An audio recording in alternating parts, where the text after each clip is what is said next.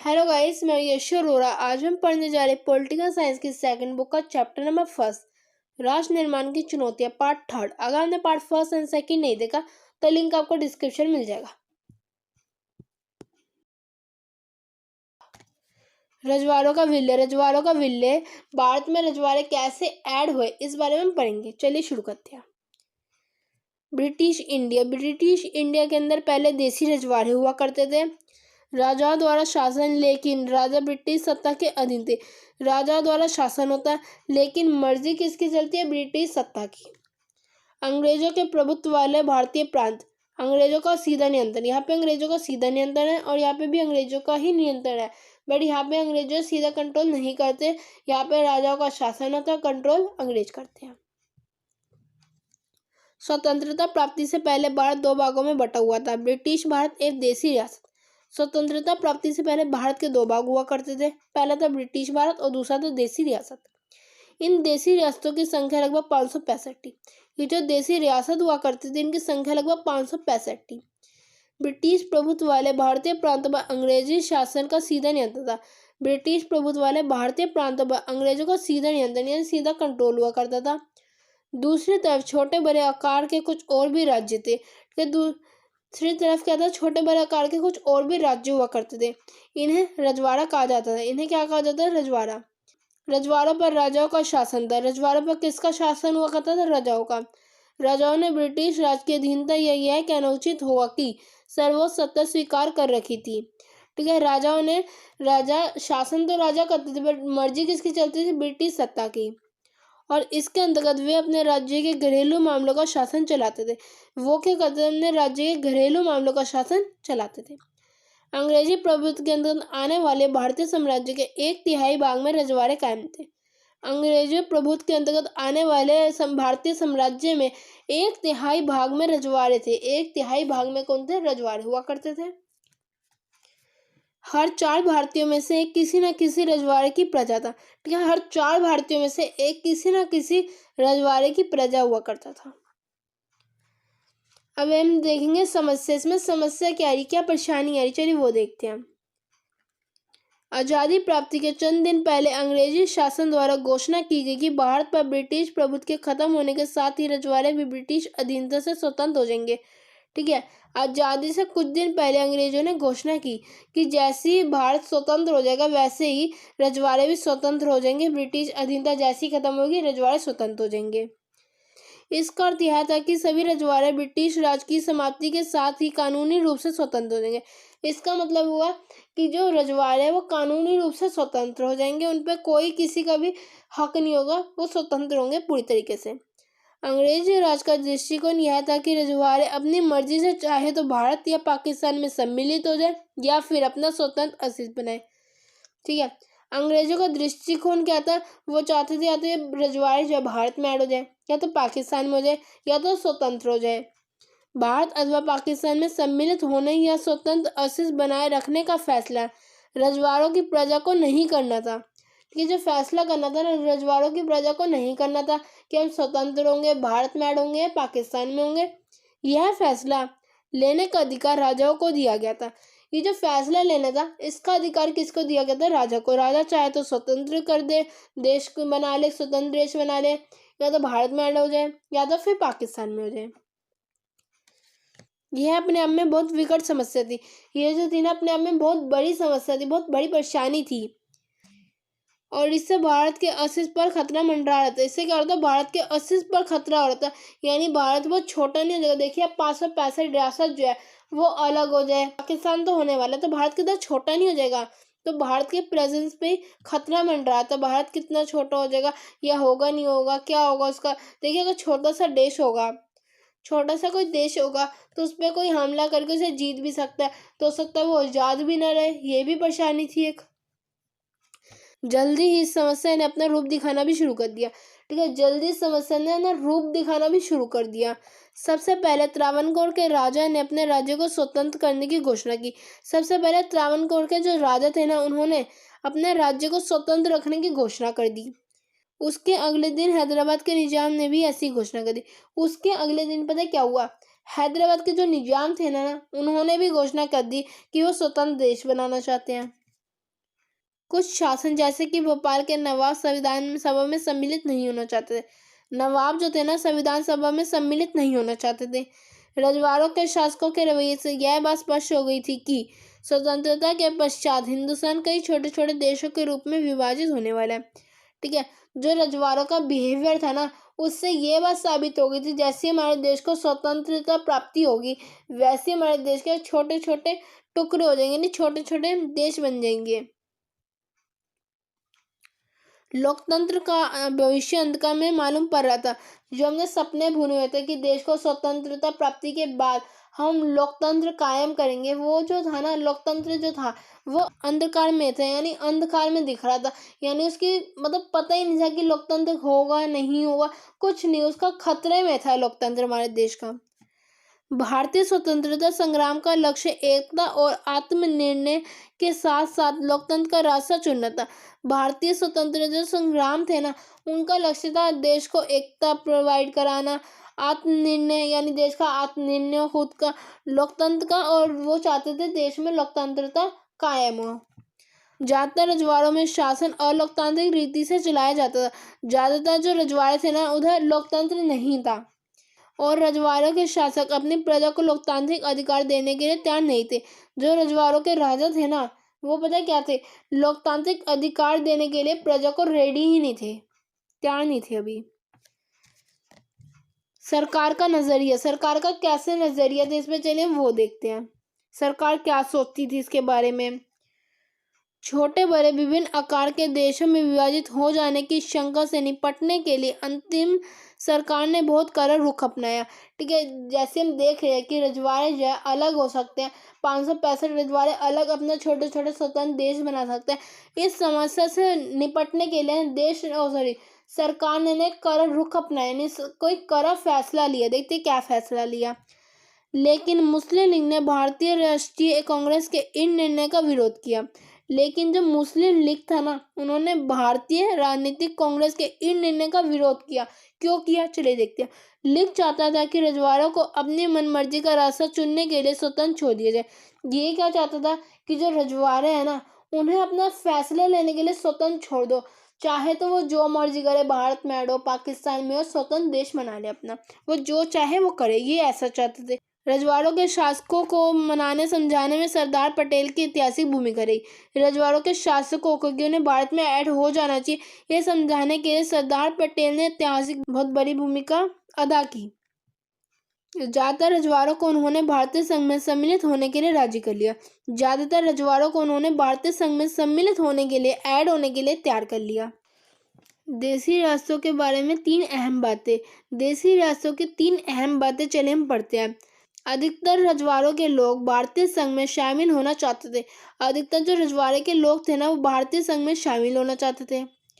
भारत सरकार कुछ इलाकों को सत्ता देने के लिए तैयार थी, जैसे जम्मू कश्मीर।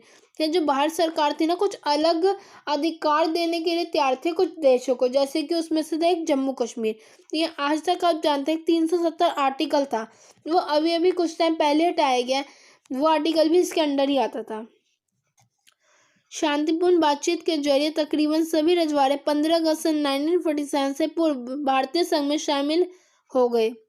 ठीक है, शांतिपूर्ण बातचीत की गई। इसके तहत क्या हुआ, सभी लगभग सभी रजवाड़े जो थे ना 15 अगस्त 1947 से पहले ही भारतीय संघ में शामिल होने के लिए रेडी हो गए। ज्यादातर रजवाड़ों के शासकों ने भारतीय संघ में अपने रजवाड़े के विलय के एक सहमति पत्र पर हस्ताक्षर किए। ठीक है, जो ज्यादातर रजवाड़े थे उनके राजाओं ने ना क्या किया, भारत में ऐड होने के लिए एक सहमति पत्र पर हस्ताक्षर किया। इस सहमति पत्र को इंस्ट्रूमेंट ऑफ एक्सेशन कहा जाता है। ठीक है, इसको क्या कहा जाता है, इस सहमति पत्र को कहा जाता है इंस्ट्रूमेंट ऑफ एक्सेशन। इसका मतलब था कि रजवाड़े भारतीय संघ का हिस्सा बनने के लिए राजी है। ठीक है, इसका मतलब क्या हुआ कि भारतीय संघ में शामिल होने के लिए रजवाड़े रेडी है। कुछ ऐसे भी रजवाड़े थे जिसे ऐड करने में बहुत परेशानियों का सामना झेलना पड़ा। वो कौन सा था, जूनागढ़, हैदराबाद, कश्मीर और मणिपुर की रियासत का विलय बाकी रियासतों की तुलना में थोड़ा कठिन साबित हुआ। ठीक है, इनको ऐड करना ना कठिन हुआ था, बाकी रजवाड़ों के मुकाबले इन्हें ऐड करना थोड़ा मुश्किल से भरा था। हैदराबाद का विलय करना बाकी के मुकाबले मुश्किल था, जैसे हमने ऊपर देखा। तो देखते हैं हैदराबाद कैसे ऐड हुआ था। हैदराबाद की रियासत अपेक्षाकृत अन्य रियासतों के मुकाबले काफ़ी बड़ी थी। हैदराबाद की जो रियासत थी ना वो बाकी रियासतों के मुकाबले बड़ी थी। यह रियासत चारों ओर से हिंदुस्तान के क्षेत्रों से घिरी थी। यह जो रियासत थी ना चारों ओर से घिरी थी हिंदुस्तान के क्षेत्रों से। पुराने हैदराबाद के कुछ भाग आज के महाराष्ट्र तथा कर्नाटक में और शेष हिस्सा आंध्र प्रदेश में है। ठीक है, जो पुराना हैदराबाद था ना वो आज कहाँ पाया जाता है? महाराष्ट्र में उसका कुछ हिस्सा है, कर्नाटक में, और शेष जो है ना आंध्र प्रदेश में। हैदराबाद के शासकों को निजाम के नाम से जाना जाता था। हैदराबाद के जो शासक होते थे, जो राजा होते थे, उन्हें किस नाम से जाना जाता था? निजाम। निजाम की विश्व के सबसे धनवान लोगों में गिनती की जाती।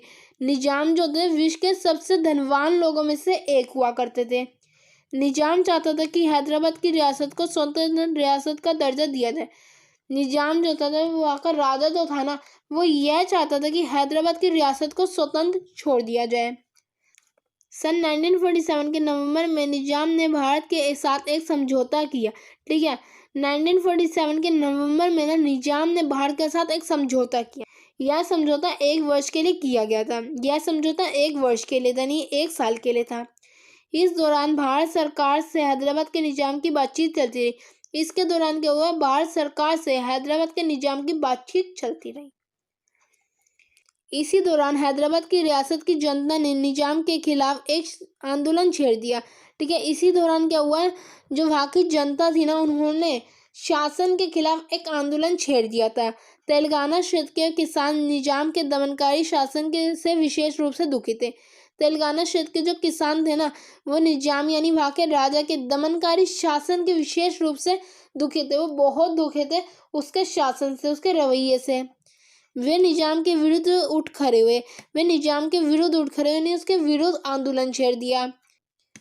महिलाओं पर निजाम के शासन में सबसे अधिक जुल्म ढाया गया। ठीक है, महिलाओं पर बहुत जुल्म ढाए गए। महिलाओं ने भी बड़ी तादाद में इस आंदोलन में हिस्सा लिया। महिलाओं ने बहुत ज़्यादा संख्या में इस आंदोलन में हिस्सा लिया था। हैदराबाद शहर इस आंदोलन का गढ़ बन गया था। हैदराबाद जो शहर था ना वो इस आंदोलन का गढ़ बन चुका था। कम्युनिस्ट और हैदराबाद कांग्रेस इस आंदोलन का एक प्रकार से नेतृत्व कर रही थी।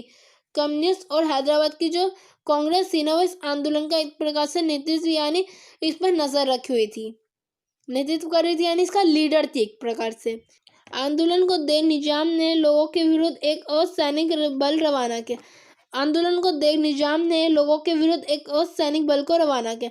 ठीक है, आंदोलन को देख निजाम ने एक असैनिक बल को रवाना कर दिया वहां से। इस असैनिक बल को राजाकार कहा जाता है। इसको क्या कहा जाता था? राजाकार कहा जाता था। राजाकार बेहद अत्याचारी था। राजाकार जो था ना बेहद अत्याचारी था। राजाकारों ने गैर मुसलमानों को विशेष रूप से अपना निशाना बनाया। राजाकारों ने विशेष रूप से गैर मुसलमानों को अपना निशाना बनाया। राजाकारों ने जबरन लूटपाट मचाई और हत्या तथा बलात्कार जैसे जघन्य अपराध भी करने लगे। राजाकारों ने जबरदस्त लूटपाट मचा दी और हत्या की लोगों की और बलात्कार जैसे अपराध भी किए। 1948 के सितंबर में निजाम के सैनिकों को काबू में करने के लिए भारतीय सेना हैदराबाद आ पहुंची। 1948 के सितंबर में भारतीय सेना हैदराबाद में आई। क्यों आई? क्योंकि उन्हें काबू करना, उनके सैनिकों को, हैदराबाद के सैनिकों को काबू करना बहुत जरूरी हो चुका था। कुछ दिन तक रुक रुक कर संघर्ष चलता रहा। रुक रुक कर संघर्ष चलता रहा, लेकिन आखिर में निजाम ने आत्मसमर्पण कर दिया। ठीक है, एंड में क्या हुआ? आत्मसमर्पण कर लिया। किसने? हैदराबाद की शासन ने। निजाम के आत्मसमर्पण के साथ ही हैदराबाद का भारत में विलय हो गया। जैसे उन्होंने आत्मसमर्पण किया वैसे उसका विलय भारत में हो गया। अब हम पढ़ेंगे मणिपुर। मणिपुर का भारत में कैसे विलय हुआ इस बारे में हम चलिए पढ़ते हैं। स्वतंत्रता प्राप्ति के कुछ दिन पहले मणिपुर के महाराजा बौद्रचंद सिंह ने भारत सरकार के साथ भारतीय संघ में अपनी रियासत के विलय के एक पत्र पर हस्ताक्षर किए थे। ठीक है, स्वतंत्रता प्राप्ति से कुछ दिन पहले मणिपुर के जो महाराजा थे बौद्रचंद सिंह, उन्होंने भारतीय सरकार के साथ एक समझौता किया। उसके तहत क्या हुआ? रियासत के विलय पर एक समझौता किया। इसके बदले में उन्हें यह आश्वासन दिया गया था कि मणिपुर की आंतरिक सुरक्षा को बरकरार रखा जाएगा। ठीक है, भारत सरकार ने आश्वासन दिया था कि मणिपुर की आंतरिक सुरक्षा को बरकरार रखा जाएगा, यानी इन्हें भी कुछ विशेष अधिकार दे दिए जाएंगे। जनमत के जबरदस्त दबाव में महाराजा ने 1948 के जून महीने में चुनाव कराया। ठीक है, जनमत के जबरदस्त दबाव में आके महाराजा ने 1948 में चुनाव कराया। इस चुनाव के परिणाम से मणिपुर की रियासत में सार्वभौमिक राजतंत्र कायम हुआ। ठीक है, राजतंत्र कायम हो गया। मणिपुर भारत का पहला हिस्सा है जहां सार्वभौमिक वयस्क मताधिकार के सिद्धांत को अपनाकर चुनाव कराएगा। ठीक है, मणिपुर भारत का पहला हिस्सा है जहां पे सार्वभौमिक वयस्क मताधिकार के सिद्धांत को अपनाकर चुनाव कराएगा। लेकिन मणिपुर की विधानसभा में भारत में मणिपुर रियासत के विलय के प्रश्न पर गहरे मतभेद थे। ठीक है, मणिपुर की जो विधानसभा थी ना, उसमें भारत में ऐड होने के मणिपुर के भारत में ऐड होने पे एक प्रश्न चिन्ह था, सवाल था। मणिपुर की कांग्रेस इस रियासत को भारत में मिला दिए जाने के पक्ष में थी। ठीक है, मणिपुर की जो कांग्रेस थी ना, मणिपुर को भारत में ऐड करने के पक्ष में थी, यानी वो चाहती थी कि भारत में मणिपुर ऐड हो जाए। जबकि दूसरी राजनीतिक पार्टियां एकदम खिलाफ थी। जो दूसरी राजनीतिक पार्टियां थी ना, वो एकदम खिलाफ थी। मणिपुर की निर्वाचित विधानसभा से बिना सलाह लिए भारत सरकार ने महाराजा पर दबाव डाला कि भारतीय संघ में सम्मिलित होने के पक्ष में समझौते पर हस्ताक्षर कर दे। ठीक है, बिना इजाजत लिए विधानसभा की भारत सरकार ने महाराजा पर दबाव डाला कि वह समझौते पर हस्ताक्षर कर दे और भारत में ऐड हो जाए। भारत सरकार को अपने इस कार्य में सफलता मिली। मणिपुर के राजा ने हस्ताक्षर कर दिए। मणिपुर में इस घटना को लेकर लोगों में क्रोध और नाराजगी के भाव उत्पन्न हुए। ठीक है, मणिपुर में जो ये घटना हुई ना, उसको लेकर वहां के लोगों के में एक क्रोध, मतलब गुस्सा और नाराजगी है। किसको लेकर? भारत सरकार को लेकर। इसका असर आज तक देखा जा सकता है। इसका जो असर है ना, वो हम आज तक देख सकते हैं। बाकी का नेक्स्ट पार्ट में। बाय।